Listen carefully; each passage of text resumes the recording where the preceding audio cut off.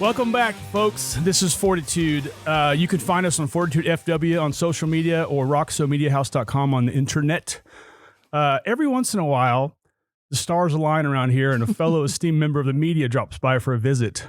Any truth to the rumors you might be leaving the television industry for the lucrative podcast world? Why wouldn't I? But yeah, not yet. Right. But yeah, I'm thinking about it. The voice I'm you're toying hearing, with it.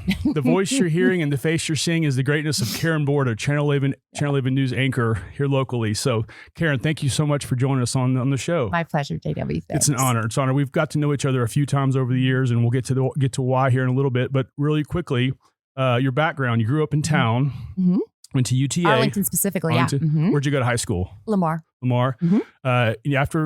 After college, you studied journalism in college, correct? Yes. That took you kind of across the world, Tampa for a while and some other places. Mm-hmm. When was the first time you went on air, and how was that experience for you?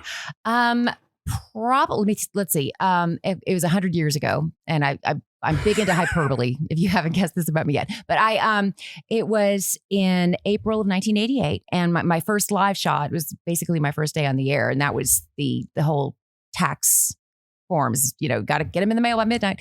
And so that was my first assignment in Waco.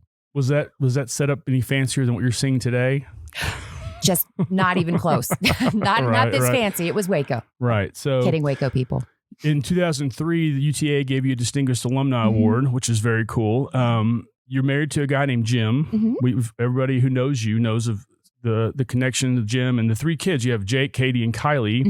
In your first TV job you just mentioned, what does it feel like to be daily in the spotlight? Is there a pressure? You're so used to it now, 26 years, correct? Right. What does it feel like to be always on air? Well, like you said, I'm so used to it.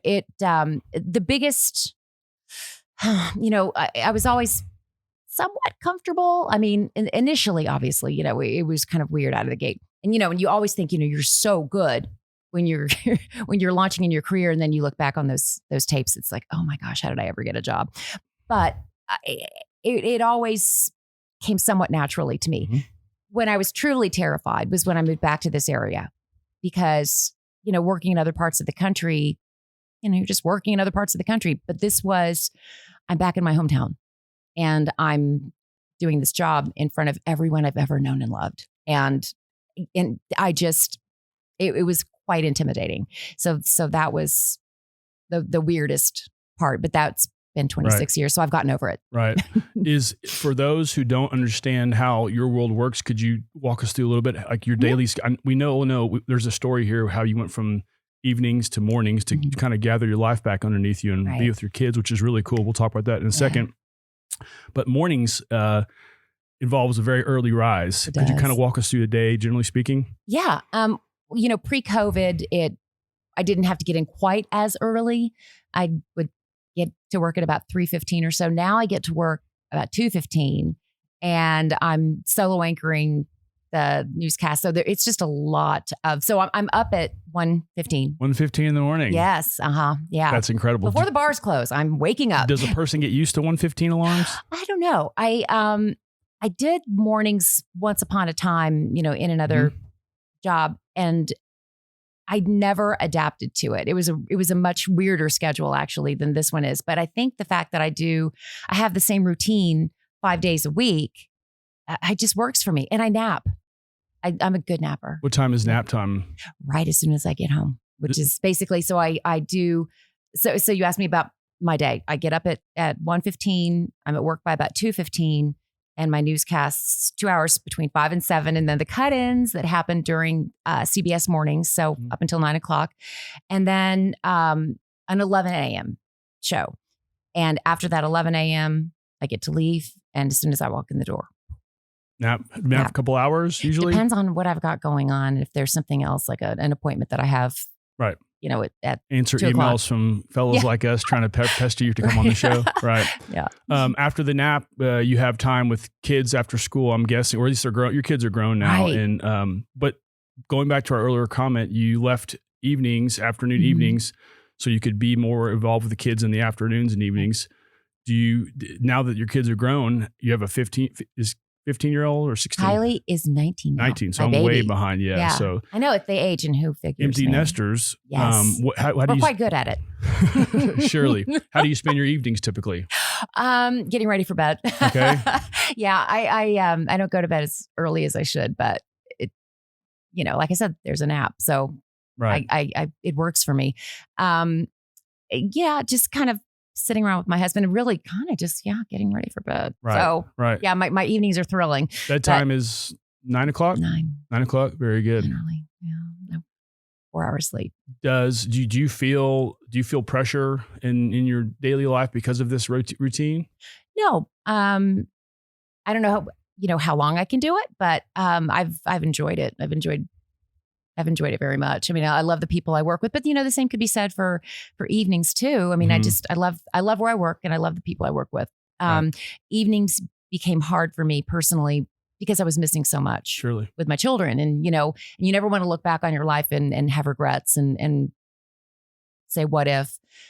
So I'm grateful that I had the opportunity to switch to mornings while they were all still in school. They were all still home, and yeah. So I've enjoyed it. I'm enjoying it for as much longer as it lasts. And what are typical challenges aside from the things we just said for you professionally?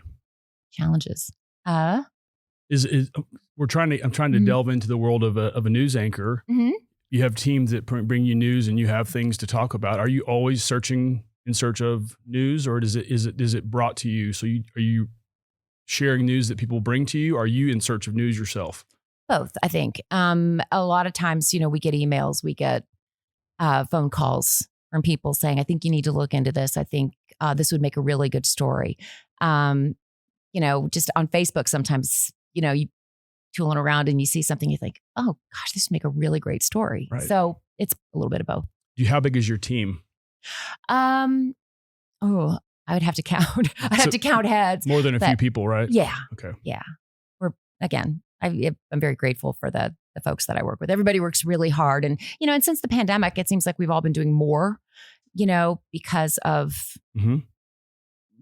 People, who were working from home for a while. So the people who were still in the building, having to do more work than usual. And the people who are working at home are having to work in weird ways, weirds that are foreign to them. And it's been very challenging. But I think everybody who, has stayed with it is just really risen to the challenge. I've known you long enough just to know you're a very kind, humble person, which is wonderful. Obviously, people in your profession and in the limelight sometimes aren't so much. But do you consider yourself a success? Are you happy with the way it's gone? Absolutely. Yeah, I like to think so. I mean, I know people who really aspired for more. They wanted the national spotlight, and that was never my goal. I was approached once, and I didn't want to do the correspondence job. I was just starting my family, and I didn't want to be traveling around the country, covering stories, even if it's on a national basis. That didn't appeal to me. So Surely. My goal was always to return home. That was always my goal. So moving around to the different markets, until 26 years ago, it was always my goal to come back and work in my hometown and raise my children here. Fair enough. How much longer would you say you have in this industry? How much longer would you like in this industry? I don't know. I don't know. I people ask me that a lot, and I know we're going to get to this, but should I tell them about the T1D? Well, we're getting to that. So if you'd hold that thought, I'd appreciate it. Let me just say, it's an expensive thing. Mhm. And so, I'll probably be doing it a little longer. Good. Yeah. Good. Well, and I love what I do. So, I think as long as I am enjoying what I do and where I do it, why not? Beautiful. So a couple of things you've accumulated over your time, some regional Emmy Awards. Mhm. Could you explain a little bit about those and what that meant to you? Yeah. There's some awards that mean more than others. And that's not to say anything about some of the stories that I've done, but one in particular stands out. And that was last December. I won an award for doing the story about Babe Laufenberg's son, Luke. And it that will always go down, I think, as a highlight in my career in terms of yours, yes, a very dear friend, and being able to share his story of grief and loss, and getting to tell everybody about Luke and just what a wonderful, wonderful young man he was. There's no doubt. Yeah, and just the pain that a parent goes through experiencing that kind of loss, and anyway, so to be honored, for that story means a lot. You did a fantastic job, and those who've seen it, which is a lot of people now, you can't not cry. It's heart-wrenching, but I think you did a really good job in that regard. Thank you. Texas Associated Press Broadcasters Award, Press Club of Dallas Katie Award, Association of Women Journalists Vivian J. Castleberry Award, and the President's Club of Dallas. You was a legend. I mean, these are all really cool awards. Well deserved. I hope you appreciate it, and obviously these awards suggest as much. Thank you. Surely. So I asked you before the show, but to think about something. But the newsroom, since you started until now, the news broadcasting platform has changed a little bit. In your mind, how has news changed from when you started till now? Yeah, the news hasn't changed necessarily. The news gathering process certainly has. I mean, when you think about back in the day, I mean, my first job, we used typewriters. We used to have our teleprompter, we'd scripts that we would print out and then tape and put it on a conveyor belt and little camera reflecting back, and just ancient tube technology with the cameras. So if a tube went out, I'd be green. All of me would be green. And, the fact that I was able to get another job after that is a miracle. But we didn't have cell phones. We had, you have to pull over and find a payphone. You said that you report back to the station to tell them what was going on, and barely had live trucks and satellite trucks. I think at my old station, our satellite truck was a milk truck. It just, got the job done. Yeah. Yes. Yep. A converted milk truck. And so it's changed quite a lot. Ticker tape, there was no internet. So, I mean, we just had the AP wires coming across the, I feel like I'm not that old, but geez, You're not, it's just things, but just things have changed so much. Even just, things kind of change exponentially. We're shooting on big, and I'm having to go out and one gun it is the way we called it. I'm wearing a great big battery pack around my waist, and it's falling down because I was, a buck 05 dripping wet back then. And, big old camera and a separate pack for the tape, big 3/4 inch tape. And then eventually, things evolved and we went to a 1/2 inch tape. And then, we go to discs, and, and I had a hard time wrapping my head around that. How do you get something on a disc? And, and now it's all digital, and it's just evolved quite a lot. The person you described initially, the big camera, that's Jay Fitzgerald, our camera guy. He's always lunking around a bunch of equipment, more than we need probably. So very good. One of the things that a lot of people ask this question of people in your profession, September 11th, what was that day like for you in the newsroom? Right. I always, because we just had the big anniversary of the 20th anniversary of 9/11. So we all were kind of remarking about our experiences and our memories from that day. And I was very newly pregnant with my youngest child and 2 other little ones. I mean, I had my kids very close together. And I remember waking up early and just turning on the TV. And it was, just, I didn't even know if I think it was probably muted or something, but I just remember seeing the Twin Towers and kind of smoke curling out of one of them. And then, I turned up the volume a little bit and I heard something about them saying a plane. And my thought was, a small plane, an accident, how terrible that had happened. And then as I'm watching, the second plane hit. And I thought, this isn't an accident. And I called my nanny. We were fortunate enough to be able to have a nanny. And told her, I said, you need to come in right away. Because normally I was working evenings. And so I wouldn't have gone in until about 2. And this is 8:30 in the morning. And I think it was 8:30. I just remember calling her and saying, you've got to come in now. And went in to work. And it was just, we were all just kind of numb. And wondering, what was going to happen next, because things kept happening, the Pentagon and the Pennsylvania, and it was just terrifying. It was terrifying because, not only as a news person, but you also think as a mother, and, what's going to happen, what's happening to our country, what, because nobody knew what was going to happen. And then for a long time, I remember like just the silence of everything, of just no planes. There was nothing, and people were off the highways, and people were staying home and glued to their television sets, trying to figure out what was going on. Was the newsroom, was it because you're trying to make sense of that just so people like us can make sense of it? Is the newsroom chaotic? Chaotic. And,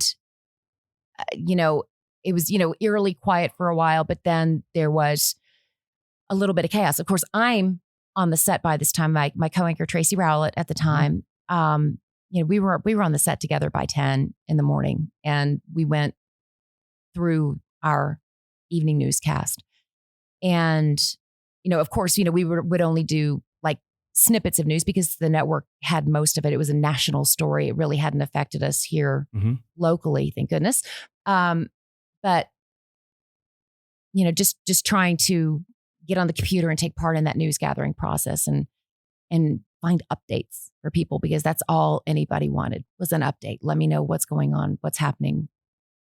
Why is it happening? Surely. Who's doing this? Yeah. Well, thank you for sharing that. So not to change topics to change topics to a more positive role. And you mentioned the Babe Laufenberg interview, which was great.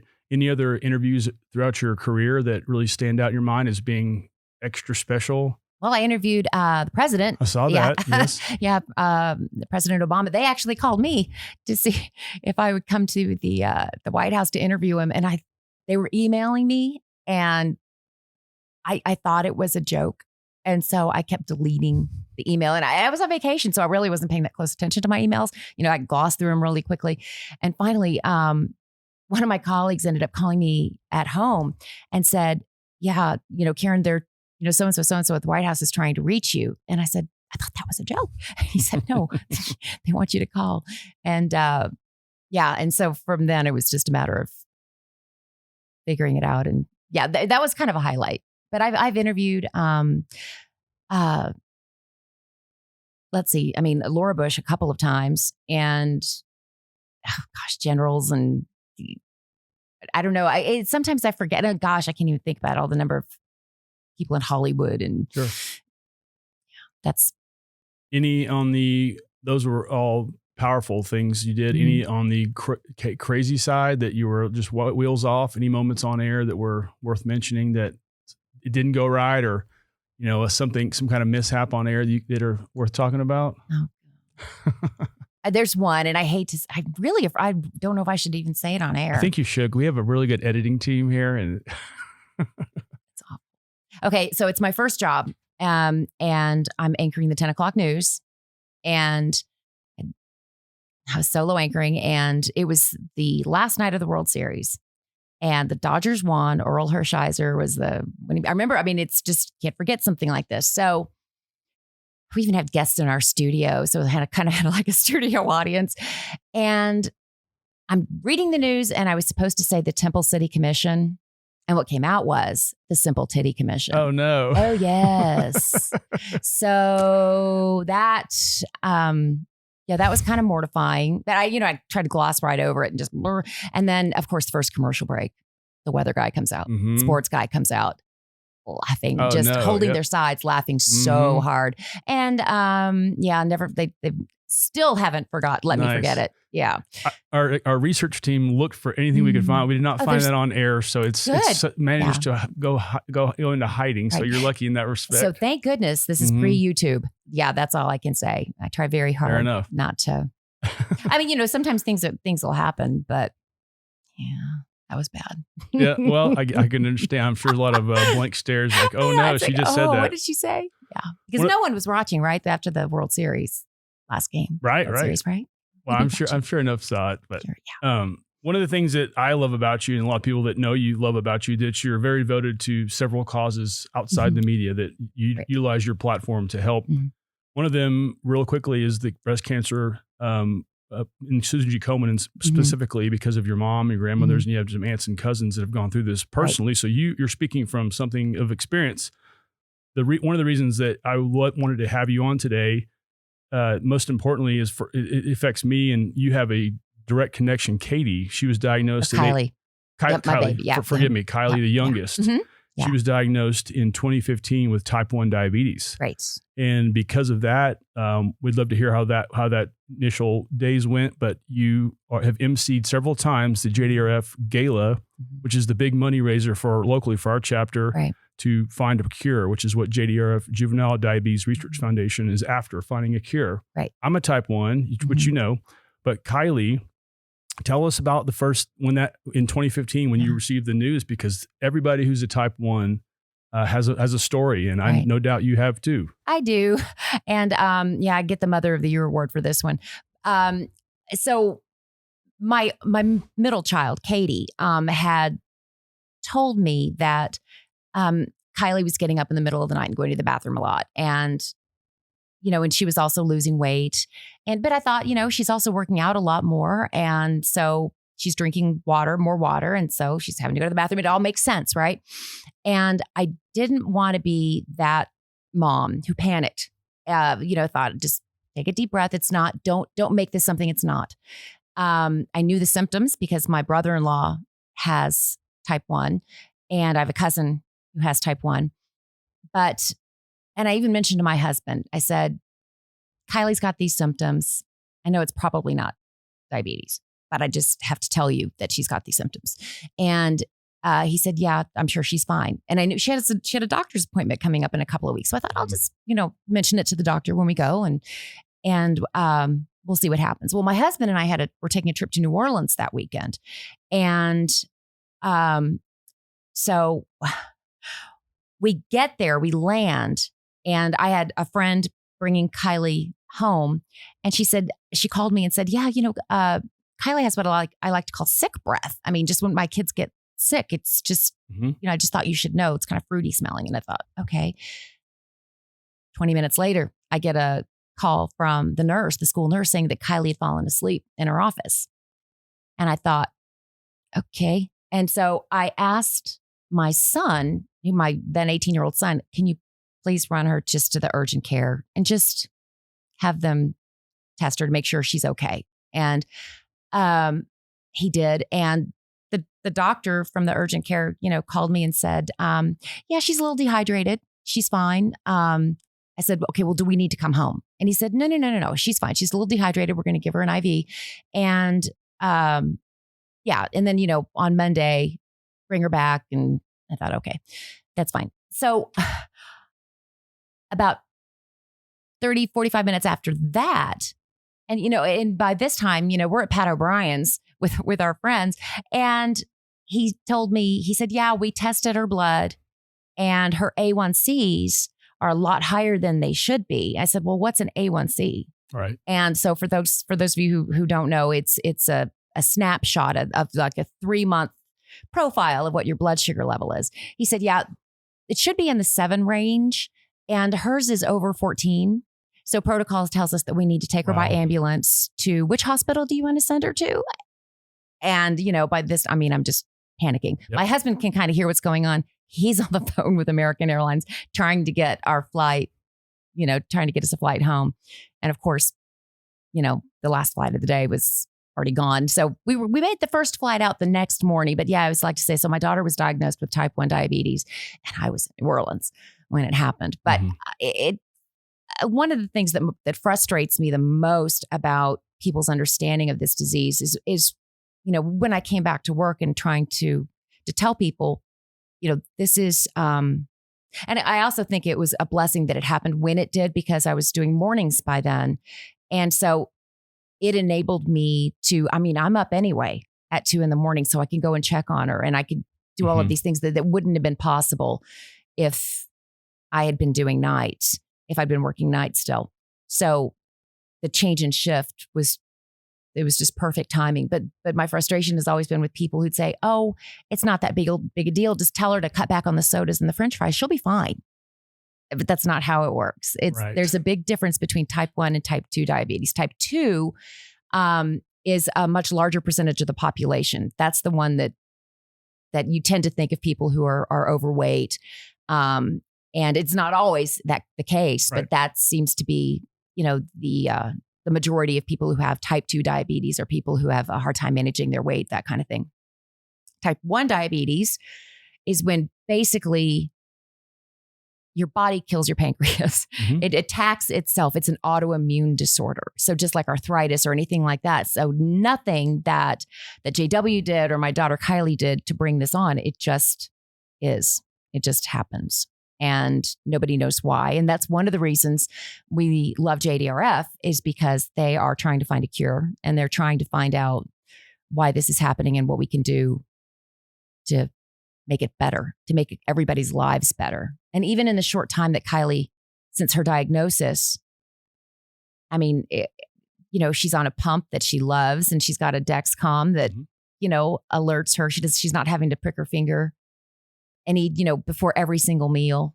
It's created a very, if you're going to have a terrible disease, a lifelong disease, this is one where it's manageable. It can be manageable thanks to the advances that have been made. Surely. And most of the advancements have been in no small part funded by research from JDRF, which has raised something like over $2 billion since inception. Right. It's amazing. How's Kylie doing? She's great. She's a sophomore in college now. Managing it pretty well. Yeah, no she problems. is. I know that was kind of our fear too, is how's she going to do when we send her off to school? I tried to convince her to stay locally, and she said, nope. Mm-hmm. I've got 3 Aggies, and she was determined to be an Aggie. So the North Texas, Oklahoma chapter of local chapter of JDRF here locally, you've emceed several times. Are you planning to do this in the future? Are you always involved in that? Or is it depend on scheduling? Depends on the scheduling, but I am doing the big fundraiser in April. April 2nd, 2022. Mm-hmm. Yes. So it's at the Fort Worth Zoo. So yeah. I will see you there. Yeah. Yes, we're very excited because last year's the pandemic kind of wiped that away. So those of us like me and Kylie, we can't tell you how much it means to you to do what you do, because this needs a voice, and it's such a small part of diabetes overall. Like you said, type 2, such a 95%, I think is correct. But JDRF is grateful for you, Karen. So thank you. One thing you did in 2014, I have to mention it. You were on The Talk. Oh yeah. It's been a while since that happened, but talk about that twice. Yeah, could you tell us about that real quickly? It was very cool. They needed somebody to fill in for Julie Chen. So they, on a, one day, each day, they would have an anchor woman from one of the CBS O&O stations to come in and fill in for her. And that was back in the, one of the early seasons of The Talk. And it was just so cool because, it's live. It goes on live at, 1 o'clock our time. So 11 a.m., Pacific time. And so we have to get to the studio very early. I had my own makeup artist and hairstylist, and we sit around a table, or like a round table, and everybody's, got, no makeup. And so I'm sitting next to Sharon Osbourne and Leah Remini and some of these other ladies. And I'm just blown away. And they were all so nice. They were just, could not have been nicer. And having that studio audience, and it was thrilling. It was very, very neat. Very cool. Yeah. Do you have any people that inspire you? Any heroes? I'd have to think about that. Sure. So many. I mean, so many people in my life on a daily basis. I find things about them. My best friend. I mean, I love her perseverance and just everything that she does. I love that, and I respect that about her. I love, my daughter Kylie, and her just her FORTitude. Hey, look at that plug. Thank you. But really, it's a good word for it. She just, she had, she graduates high school in, May of 2020, so so she goes off for spring break and never goes back to school, so she didn't get a prom. She didn't get a real graduation. We always took the kids on a a trip to celebrate their graduations. And yeah, she got gypped out of that. And, just one thing after another, after another, after another. Her roommate caught COVID right at the beginning in August. And so they send her down to like the basement of the dorm where she was living, and she's, their aunts. There's no shower curtain, and she has to stay there, but her roommate gets to come home to Fort Worth. So she was just like, of course, this is happening to me. But anyway, bless her heart. She tries so hard. So I admire her ferocity. That's awesome. Besides working and kids and napping, I guess, what does Karen like to do for fun? We have a weekend house out in Palo Pinto County, and we go there every chance we get. It's just, it's so relaxing, and it's just Fishing? So peaceful. Actually, no, I mean, it's just. Do you own a fishing shirt by chance? Probably have a fishing shirt somewhere. Yes. Okay, good.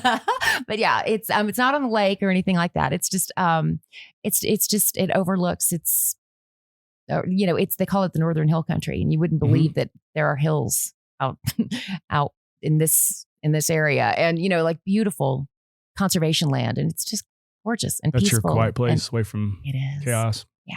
Just allows me to exhale. Very good. Yeah. What kind of music do you listen to, and what do you listen to right now? Right now, country. Country? Yeah. Anybody in particular? Hawkeye. Everybody Hawkeye. I talked to him this morning. So yeah. But yeah, no, I listen to country music generally. Okay. I was just going to ask. I have a lot of music on my Spotify. Anything besides country?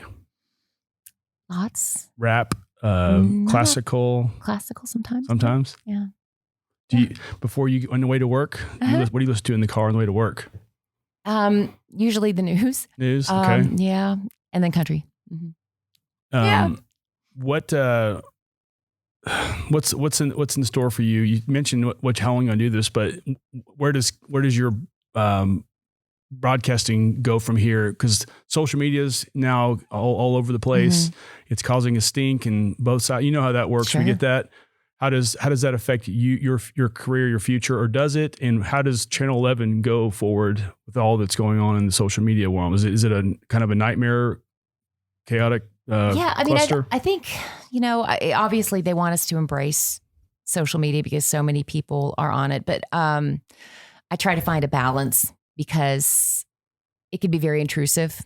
And I mean, not just for me, but for them as well. And I try to find that balance. But in terms of, what we do, and again, the news gathering process and things like that, they do want us to utilize those things. So I try to get better with it. I mean, I will say, for instance, the explosion in West, the fertilizer plant explosion several years ago. I was working nights and something popped up. It might've been DFW scanner. And I looked and it said a fertilizer plant on fire. And I stood up and I yelled at the newsroom. I said, we need to get a helicopter up right now. We need to go to West right now.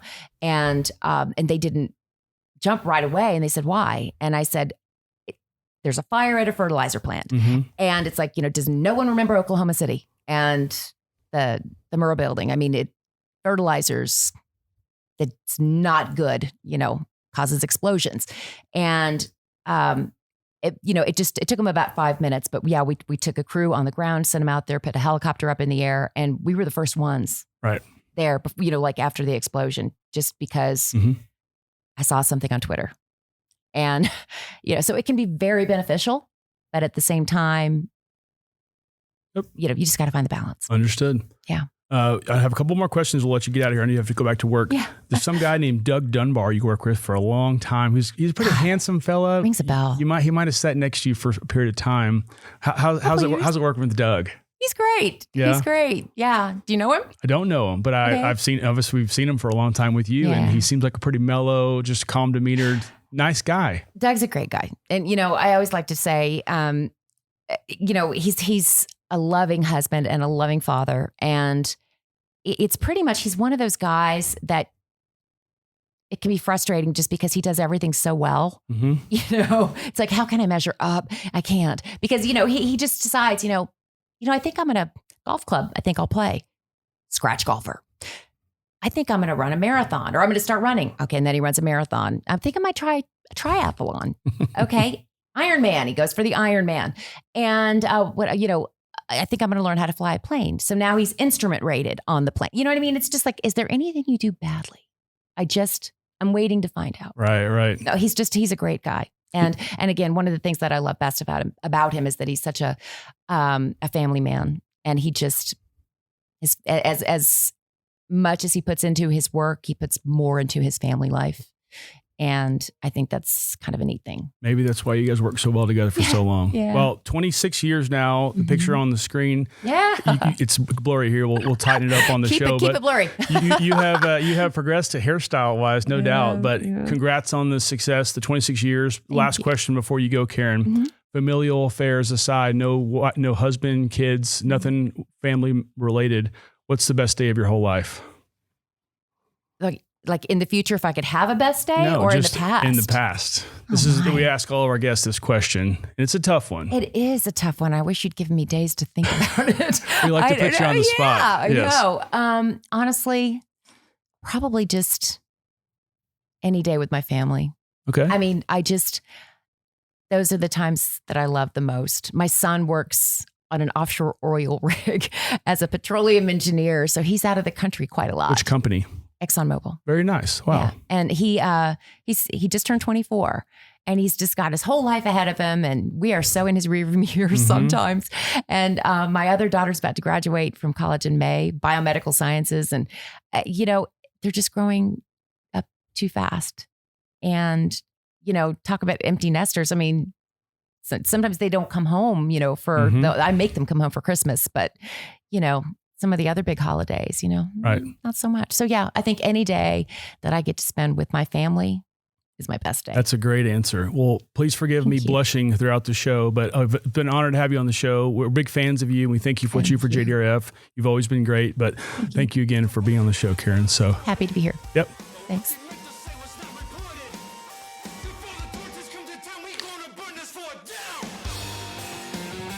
Thank you. That was fun. All right.